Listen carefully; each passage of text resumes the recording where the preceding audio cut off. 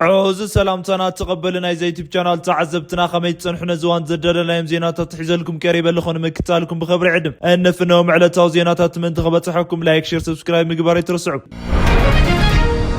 أبير ترى دمر بتقاتل تقومات سراويت حوحات أربع عشرة حمش زبال سراويت حوحات أبزح على فصول كوماند سراويت أمر قال له غيلو سنة سرعة من رغاز تغيرنا حوحات لعلوت أزز وتدروا أبترخوا بليو إذن حوحات عتوق حل بستفلا ليك زيات أبلع لحوحات بوليتيكا ومرحت وتدرات أززتن وتدروا بوليتيكات حطوتات كالعل زنا برايو كابا راح كل محجي نيا أربع عشرة حمش والنازات جنرال قبر قوعش بناي حوحات أمر راحتات زكاية زلو من قصاص مفحفحا مستسمع الجنرال وسانة كم زي قبول بمقلات كابز مرحوا سراويت مسمت مبارم تقلت له كابز مستتحازن يا 14 اماره راحتات مجلص بموتا كاب ارمي جمير بليتنا جنرال تادس ورد كساب زمراح ناي تግራይ ግዜያዊ محدار مستخالي قبا زبلوا منطታት حدا بحدا زرزيرو منبارم يزنقعن ابل على اماره راحتات ارم زبصح صقطن دوب يبل بمال نازز تدقيفهم زقلص مجلصي ناي تطور اماره راحتات اتحساسيو نيرو كابز قتيل ناي 14 وانا زازي ابترخوا له ام غلب استخايد شمقلنا نفس مع مملاس تقليتو كوين غنا حوسومنات قدم حج ناي زطور ابالات منقدي بمدن نقار توسخه تقاومات مسوس معود دقيمهم عقرقر مفتارم يفلت كابدو بيرترا دنبر دنقساس 14 زلو تقاومو كم كالوت كفلت وراتن تقاومات منقدي زقلت خوينو حتونا مولسلنا منبار ندللنا كنت مسوات مقفال ايدلن زبل شرحتات مسموعهم تقليت نيرو ابز حلف سولسنا حوحات لسان زخونه وين قلتي ابز قبرو حبريتا لعلوت ازز سراويتن ابصرخو بلو ابيرترا دنبر ناي طور حدش سلطانات ممرقو من قليتو ناي كوماند حيل وتدرو مرقا مكايدو زقلت ابطاب ناي تግራይ سلام تامبيرو حلافي فسها خيدانو مركاوم قليتو ناي سراويت سلطانا بنشتي حيل عبيت عوتات እና ተመዝገቡ ይخبሉ ናይ ትግራይ ሰላምን ጸጥታን ቢሮ ሓላፊ ጀነራል ፍሳህ ኺዳን ተዛሪዮም ህዝብና ወራርን ተንኳስን ኣይኮነን ክብሉ እቶም አዛዝ ተዛሪዮም ብተወሳኺ አብራያ ዝንቀሳቀስ ናይ ትግራይ ጦር ሓይሊ ክንፍ ዝመርሑ ጀነራል ዮሐንስ ወልደ ጊዮርጊስ ወይ ጆን መዲድ ምርካዎም ተመልኪቱ ኣብ ስነ ስርዓት ምርቃት ጦር ጀነራል ማሾ በየነ ከምኡውን ናይ ሕወሓት ማእከላይ ኮሚቴ አባል ናይ ምብራቅ ትግራይ ዞባ አማሓደር ዶክተር አብርሃም ተኸስተንውን ተረኺቦም ጀነራል ምግበይ ሃይለ ኣብቲ ምረቃ ስነ ስርዓት ዝተረኸቡ ኮይኖም ናይቲ ጀነራል ምርካብ ፍሉይ ትኹረት ረኺበሎ ብርጋዴር ጀነራል ምግበይ ሃይለ ካብ ሓደ ወርሒ ቅድሚ ሕጂ ካብ ኣክሱም ከተማ ዘመሓላልፎ መልእኽቲ ናይ ትግራይ ህዝቢ ዝተደቀነሉ ሓደጋ ንምክልኻል ተዳሊና ለና ዝብሉ ኮይኖም ንመንግስቲ ኤርትራውን ጻውዒት ምግባሮም ይዝከር እዚ ስዒቡ ናይ ቀደም ናይ ትግራይ ክልል ርእሰ ምሕዳር ዝነበሩ ኣስራት ናይቲ ጀነራል መልእኽቲ ብምጥቃስ ሻዕብያ ዝገበርካዮ ቀረልናልካ ለና ሕጂ ብወግእ ተሓጊዝካና ንተሓባበሪና ዝብል ትሕቶ ዘለዎ መልእኽቲ ዝተመሓላለፈ እዩ ክብሉ ምናኣሶም ይዝንጋዕን ናይ ጀነራል ምግበይ ሃይለ መልእኽቶም ናይ ጦርነት መጠንቀቕታታት እዩ ብዝብል መዘራረቡ ኮይኑ መጽንሑ ዝፍለጥ እዩ ሕጂ ኣብቶም ጀነራል ኣብ ዝተረኸብሉ ዝተኻይደ ወታደራዊ ምረቓ መዘራረቡ ኮይነሎ ኣብ ትግራይ ናይ ፕሪቶሪያ ስምምዕነት ስዒቡ ዕጥቂ ምፍታሕ እምበር ሓድሽ ጦር ምልማልን ምስልጣንን ምምራቕን ኣይፍቀድን ሕወሓት ናይ ትግራይ ወታደራዊ ኣዘዝትን ብሓደ መልክዕ ናይ ፕሪቶሪያ ስምምዕነት ኣይተኸበረን ይከበር ብምባል ብኻሊእ ወገን ድማ ስምዕ ዝእዝዞም ወፃእታት ብተኸታታሊ ጦር ከሰልጡን ዝተኸበሩ ከበታ ጦራት እውን ፍሒሮም ከውፁን ይረአየለው أبصم نيران أزيم زمانن استبهالن دروناتن ميسايلاتن بإكزيبيشن ملك عبزرايتلو إكزيبيشن نا إثيوبيا لعلوت أمارة راحت تاريخهم زقون يلو مخانم تفلتو نا إثيوبيا لعلوت سب سلطانات نابيران مريحهم نابيران زمروح بعفو قوي سمروحنا حزب توكلتي بيت مخرا عفو قوي تاجس عفو مخانم بيران منجس زدقف مهار نيوز إيجنسي أبدوتو تاملكتو نا إثيوبيا نا برلمان وبلاد زحزونا إيران قعدو كابيران مكلا إكزيبيشن مستتحز مخان زين عملكتو نا برلمان وبلاد نا تهران قعدو نا إيران برلمان عفو قوي محمد باقر جلفاف بزغرو ጻውዒት مخانم استفلت خوين بزون إيران حج زلو خنتات بصيح له زبلتو ناي مكلخل تكنولوجي درجة ابت اكزيبيشن كم زريتو تفلتو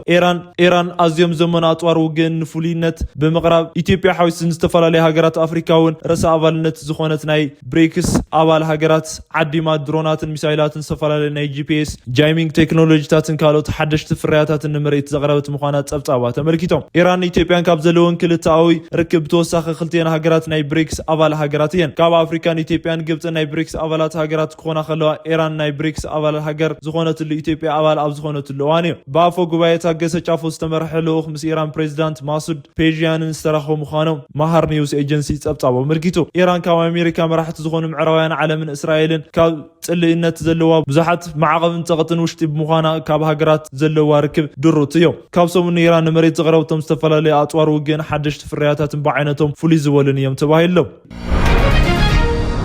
ኤርትራ ኣብ ታሪክ ንኻልኣይ ግዜ ካብ በይነ መንግስታት በዓል መዚ ልምዓት ወይ ኢጋድ ስሒባ ከም ዝወፀት ይዝከር። ቅድሚ 1999 ዓመተ ምህረት ናይ ኢትዮጵያ ቆጻጽራ ዘይኮነስ ብፈረንጂ ከባቢ 2007 ማለት እዩ ሰራዊት ኢትዮጵያ ናብ ሶማሊ ምእታው ስዒቡ ኣስመራ ነቲ ወራር ዝበለቶ ስለ ዘይተወገዘላ ካብቲ ውድብ ወጻኢ ነይራ። ድሕሪ ናይ ኢትዮጵያ ወፍሪ ሶማሊ ምምላሱ ግና ነቲ ሕብረት እስላማዊ ኣብያተ ፍርዲ ወይ ኢስላሚክ ኮርት ዩኒየን ተታሒዙ ዝነበረ መንግስቲ ሞቃዲሾ ምምላሱ ተኻኢሉ ነይሩ። ሽዑ ሕብራት መንግስታት ኤርትራ ኣብ ሶማሊ ዝነበሩ እስላማውያን ዕጡቃት ናይ ዕጥቅን ስልጠናን ከምኡውን ወተደራዊ ምኽርን ደገፍን ትገብር ከም ዝነበረት ኣብቲ ግዜ ኣቃሊዑ ነይሩ። ሕጂ ድሕሪ 20 ዓመታት ዝኸውን ኤርትራ ተመሊሳ ውሳነ ኣስሚዓላ ኣስመራ ኢጋድን ሕጋዊ ግዴታታት ስለ ዘይተዋፅኡ ካብ ኣባልነት ትሕበለኹ ኢላ ንዞባና ብምብታንን ብምርባሽን ስጋት ጸጥታን ተጌራ ተፈሪዳ ዝነበረት ኤርትራ ናብ ኢጋድ ዝተመለሰት ብጻዕርን ልማናን መንግስቲ ኢትዮጵያ ምዃኑ ይዝከር። ሕጂ እውን ኤርትራ ካብቲ ውድብ ምውፃእን ምስ ኢትዮጵያ ዝተተሓዘ ጉዳይ ስለ ዝኾነ ክኢላታት ርእይቶ ሂቦም ኣለው። ኣብ ኢጋድ መጽናዕቲ ዝገበሩ ዶክተር ቃላብ ዝተባሃሉ ክኢላ ብምጥቃስ ቢቢሲ ከም ዝገለጸው ጉዳያት ኢጋድን ኤርትራን ኩሉ ግዜ ምስ ኢትዮጵያ ዝተተሓዘ እዩ ማለቶም ኣስሚዖም።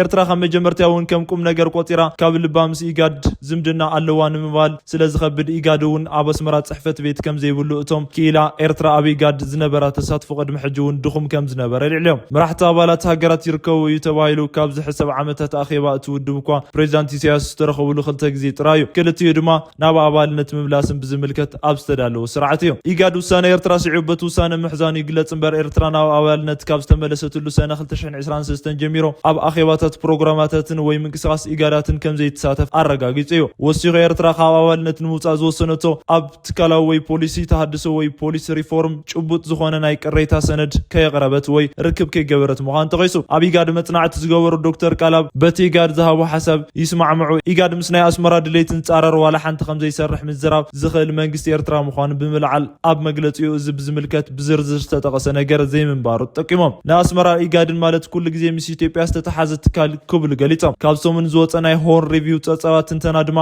ኤርትራ ካብ ተሓታትነት ንምምላጥ ክብል ዝወሰነቶ ውሳነ ምዃኑ የብርህ። ኣስመራ እቲ ትካል ዋላ ሓንቲ ኣይሰርሕን ትብል እኳ እንተኾነት ነገሩ ቀረብ ኢልካ ክረአ ከሎ ኤርትራ ትወስዶም ዘላ ስጉምታት ካብቲ ውድብን ኣባል ሃገራትን ዝወፅእ ተቃውሞታትን ቀዲማ ንዘይምትእንጋድ ዝወሰነቶ ውሳነ እዩ ኢሎ ናይ ሆርን ሪቪው ትንተና ናይ ኤርትራ ውሳነ ንጎንፅን ተዋፅእን ወይ ዝተገበረ ቅድመ ምድላው እዩ ክብል ፈሪድዎ። ኤርትራ ካብቲ ውድብ ምውፃእን ስትራቴጂካዊ ምንቅስቃስን ኢሉ ኤርትራ ምስ ግብፅን ከምኡውን ካብ ኣባላት ኢጋድን ካብ ዝተኣናገደት ሱዳን ምስ ኢትዮጵያ ተቃርኖ ዝተፈጠረሉ ጥምረት ኣካልን እያ ክብል እውን ኣብርዩ። ካብ ኢጋድ ምውፃእ ነቲ ዳኛ ካብቲ ፀወታ ከም ምውፃእ ይቁፀር ክብል ናይ ኣስመራ ስጉምቲ ገሊፆ። ንዝወው ተዓዛቢ ካብ ቅድሚ ሕጂ ብምጥቃዕን ብምፍራድን ንዝቕፅል ስጉምታት ትዳሎ ዘላ እያ ክብል እውን ተንቲኑ ናይ ኣስመራ መንግስቲ ዝወው ምትሕባርን ዘይጠቅም ዝደልዮ ንምግባርን ክልከላን ዘየድሊ ብምዃኑ ካብቲ ውድብ ወፃኢ ክብል ጽሒፉ። እቲ ትንተና ክድምድም ከሎ ኤርትራ ካብ ኢጋድ ዝወፀት ኢጋድ ስለዝተሰበረ ኣይኮነን ኤርትራ ካብ ዞባዊ ሕግታትን ነፃ ኮይና ንእትፈጥሮ ግጭትን ሓውን ንምድላው ዕላማ ኢሎ።